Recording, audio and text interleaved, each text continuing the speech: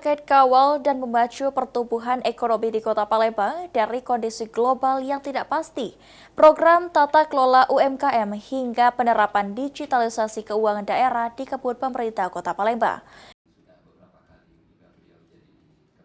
Pemerintah Kota Palembang berkolaborasi dengan Kantor Perwakilan Bank Indonesia Provinsi Sumatera Selatan dalam mengawal laju pertumbuhan ekonomi.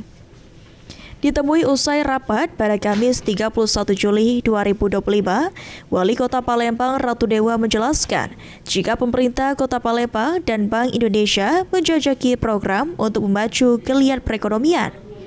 Di antaranya melalui tata kelola UMKM, revitalisasi pasar, penggunaan distributor bawang merah dari Sumatera Barat, hingga penerapan keuangan daerah dengan digitalisasi. Program yang ada dalam waktu dekat akan ditindaklanjuti.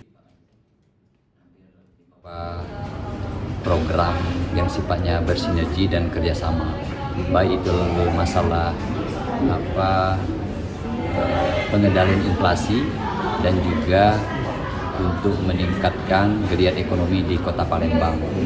Bagaimana program kita bisa berjalan dengan baik, termasuk kaitan dengan masalah tata kelola UMKM kecil dan mikro.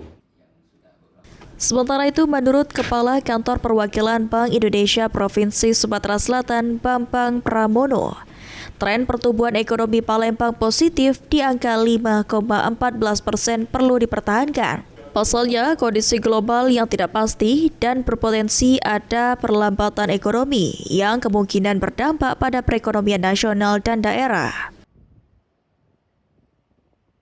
Selatan Palembang adalah salah satu daerah yang memang masih berada di 5%. Maka ini menjadi penting, kemudian kita menjaga pertama, yang kedua adalah mengakselerasi tadi yang memang mempunyai daya ungkit besar kepada pertumbuhan ekonomi, plus kita mencari sumber-sumber pertumbuhan ekonomi baru, apakah dari pariwisata atau dari UMKM tadi, termasuk yang pesantren atau yang ekonomi Islamnya. Sebagai akselerasi meningkatkan perekonomian Palembang, menurut Bambang Pramono perlu dilakukan pencarian sumber ekonomi baru seperti dari pariwisata, UMKM maupun dari ekonomi pesantren. Sandi Pratama, PAL TV.